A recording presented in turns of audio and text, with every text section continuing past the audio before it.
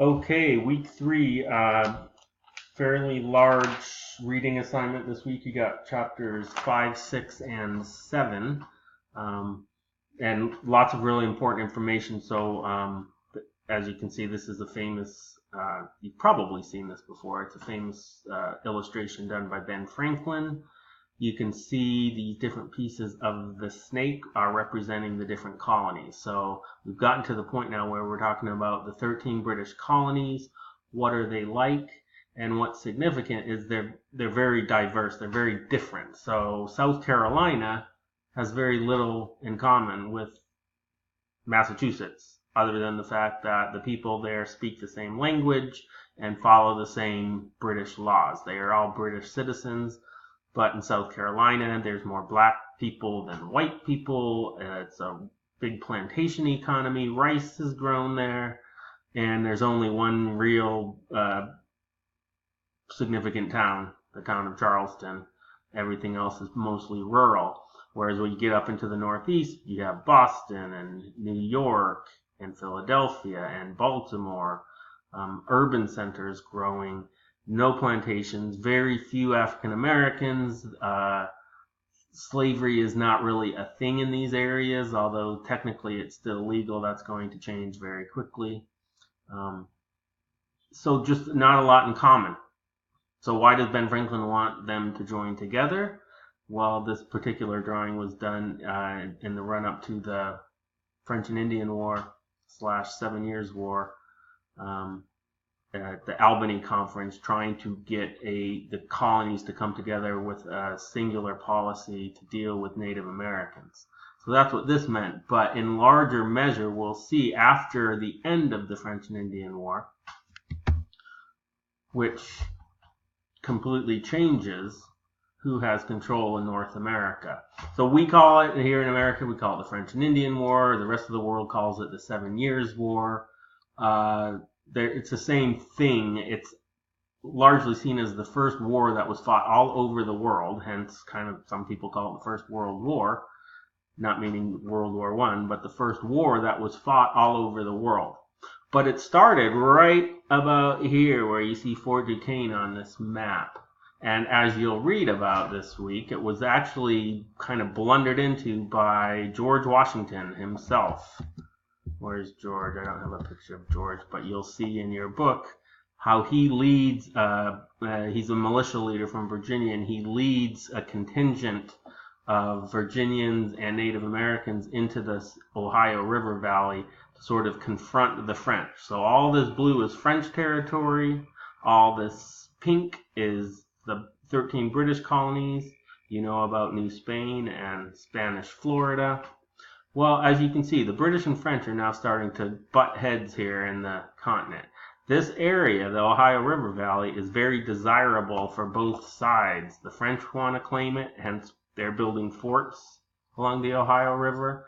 The British want to claim it, hence they send Washington and a contingent in to lay claim to it.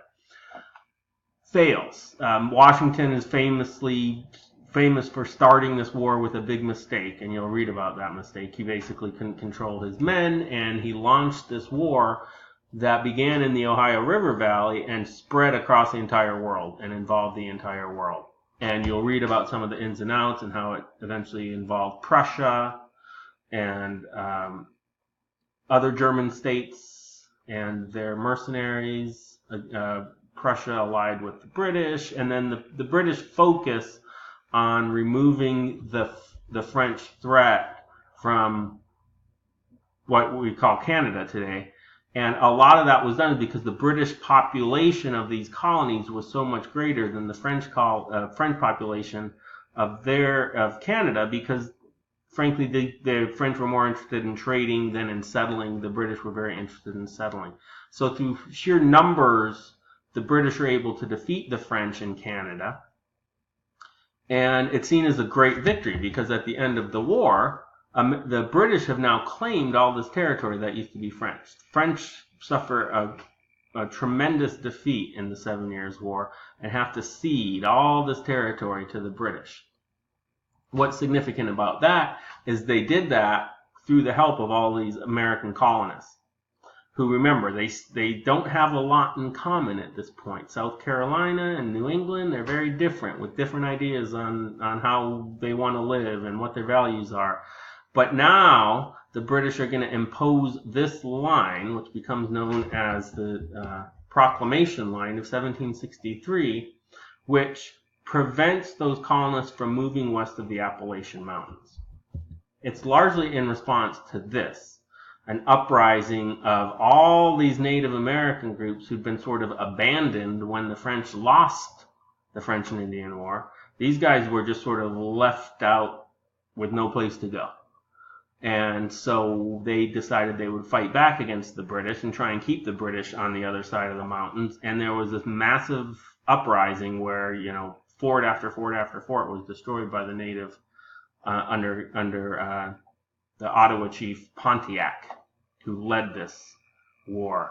And so in response to that, the British Crown Parliament issues this proclamation that prevents any settlement of these colonists over the mountains.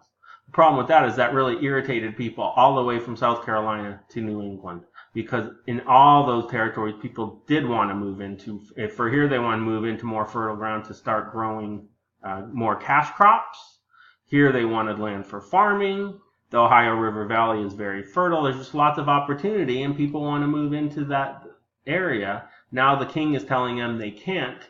While the colonies thought, well, we just fought this war for you and won this war for you, and now you're telling us we can't have the fruits of our labor. So suddenly there's anger against the crown for the same reason in all 13 of the colonies.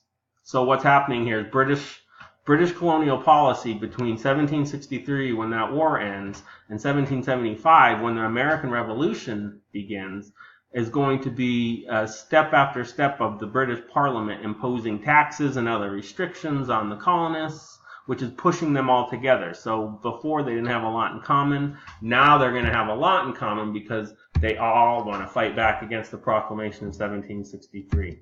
They all want to fight back against the Stamp Act, which, as you'll read about, is the first direct tax imposed by Parliament on the colonies.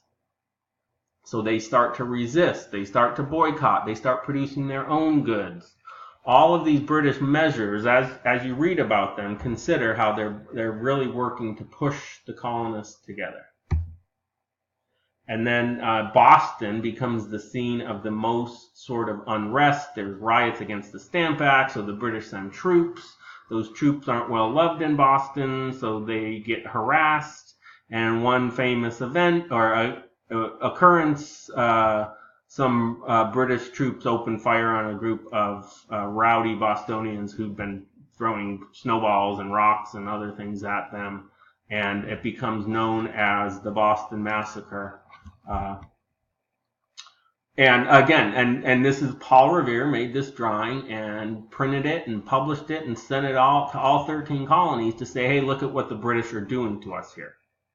So they're upset about this in Boston, they're upset about this in New York and Philadelphia, but also significantly down in places like South Carolina, Georgia, places that didn't really have a lot in common with those northern colonies, except for they all disagreed with how they were being treated by the British.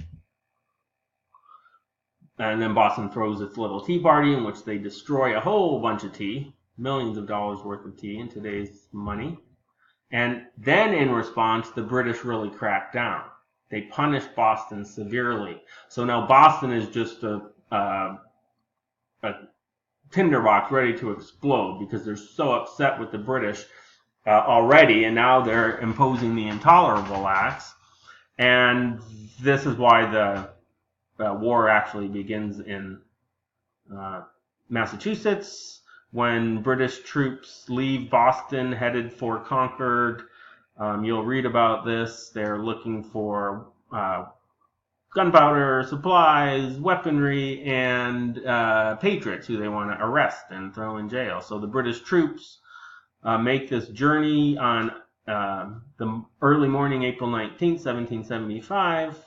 The people along the way know they're coming because they've been warned by Paul Revere and others to expect an attack.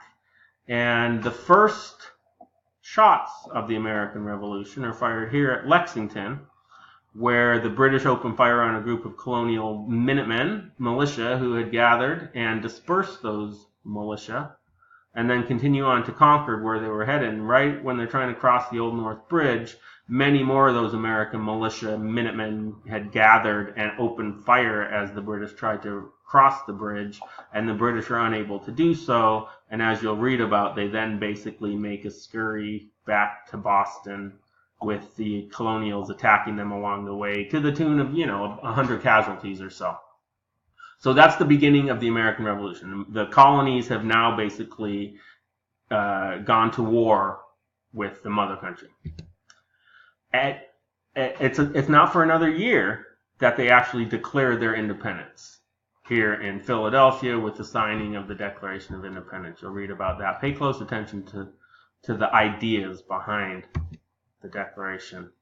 And here's the famous signature. There's John Hancock, who served as president of the Second Continental Congress. So the Declaration is read it. It's essentially Thomas Jefferson's words, although those words were debated and agreed upon by all the signatories here. It basically gives a justification for declaring independence, and then states all the reasons, and all those reasons are all the things that the Crown and Parliament had imposed on the colonies leading up to the Declaration. And then as the war begins, you can see America is sharply divided. We talk about the American Civil War. We forget that the American Revolution was also a civil war. A civil war is when countries go to war with each other. This was a British Civil War fought in these 13 colonies. And as you can see, there's lots of places where patriots held the majority. Lots of other places where they remained loyal to the Crown. The loyalists are people who wanted to remain with Great Britain. And then these green areas are areas where there was so much fighting back and forth because. So keep in mind, as you read, this is a civil war that's going on. British against British fighting each other. And civil wars tend to be bloodier and more disastrous. And then finally, you'll read at the end of chapter 7 about the surrender of Lord Cornwallis to General Washington and General Lafayette, the French, who helped America win the war. This is 1781 at Yorktown in Virginia. Last major battle of the war, and with the surrender of Cornwallis's army, it was basically the end of major combat. And 2 years later, another Treaty of Paris of 1783, the British will recognize American independence, and that is how the United States came to be. So enjoy your reading.